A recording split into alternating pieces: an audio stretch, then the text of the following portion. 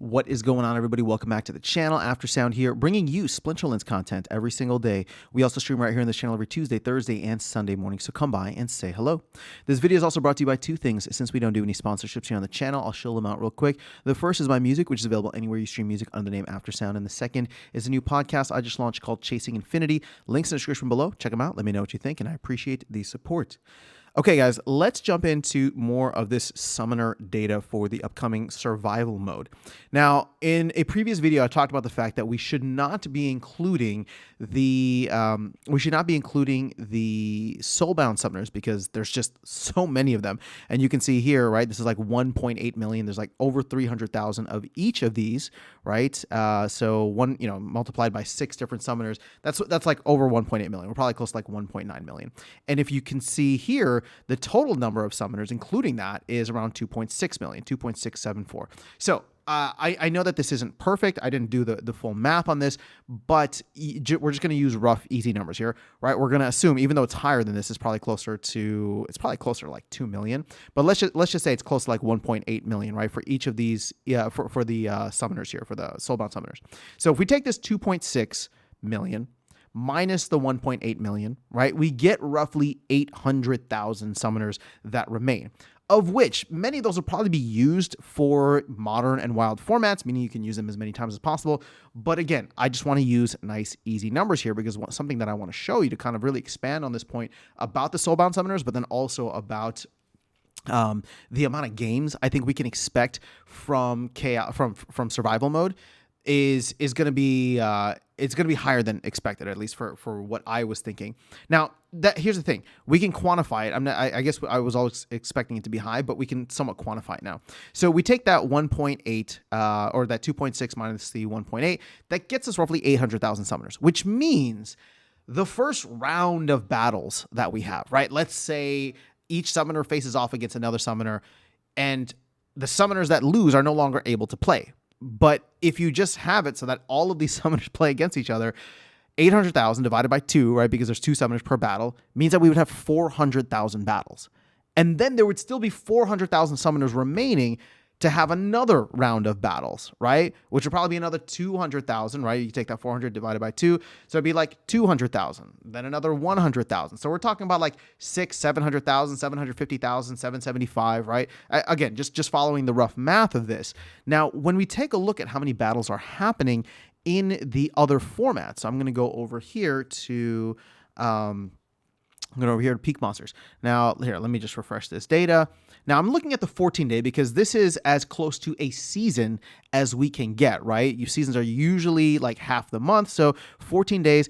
And you can see here, there's a total of 800,000 battles, but that is split between both modern and wild. And you can see that modern and wild, for all intents and purposes, they are essentially equal, right? So that's about 400,000 battles that's happening in each of these formats over the course of an entire season. Whereas what we're going to potentially see from hardcore mode or survival mode is maybe north of 800,000 battles. Like, we're going to double the amount of battles that are happening, which is kind of wild. And here's the thing, right? The teams that continue to win will, they'll continue to be able to go in and play.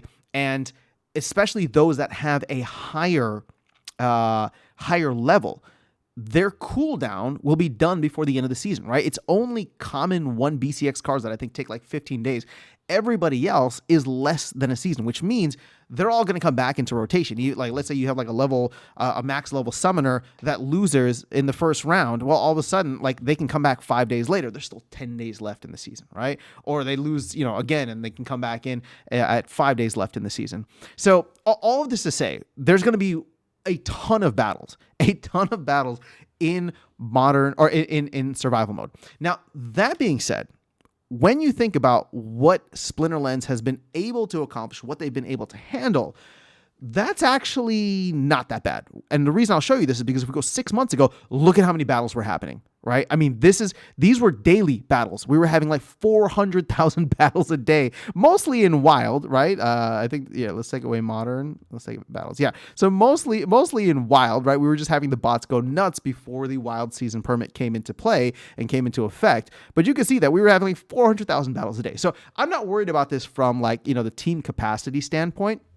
Um, but this does raise the question. Now, it's obviously not going to be as bad as where wild format was before, but it does raise the question of, okay, how much of the reward pool is going to be there for players, right? What's the payout going to be like in survival mode? Now, here's the thing. If it's going to be like the old wild format, or at least between current wild format and old wild format, then obviously it's going to be significantly less, right? But you're playing with a bunch of extra cards.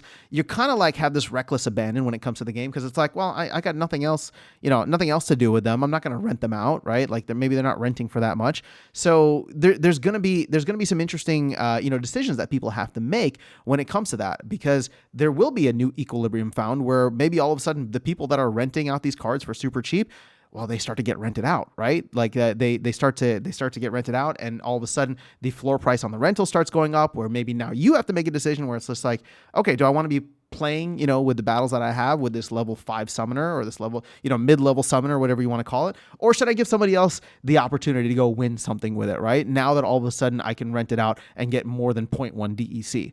So, the market's going to reprice itself in a very interesting way, and obviously this is why, or at least one of the reasons why, I'm very excited for survival mode. I just want to see how all of this plays out, because more market activity, keep in mind, more market activity will lead to more DEC burn. I know it's probably going to be minuscule, but all this stuff starts to add up. The volume starts to add up. Team gets something from it as well. It's going to be good all around.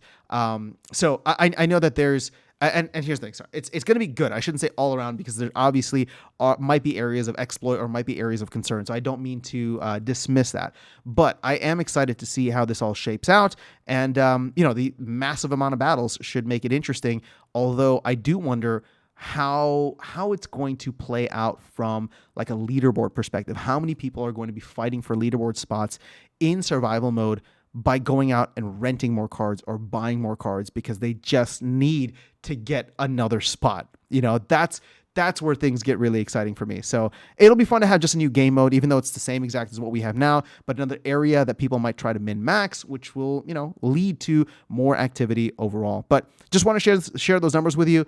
Like I said, I maintain that we need to keep soulbound cards, especially soulbound summoners, out of this format. If they are unlocked, it is all good. If they are not, they should not be used. And as you can see from the amount of battles that we could potentially have, we don't want to get into a situation where soulbound summoners are doing this, right? They're doing this. We want it to be closer to this. All right, so that is all I have for you guys in this video. I will catch you all in the next one and see you around the game. Take care.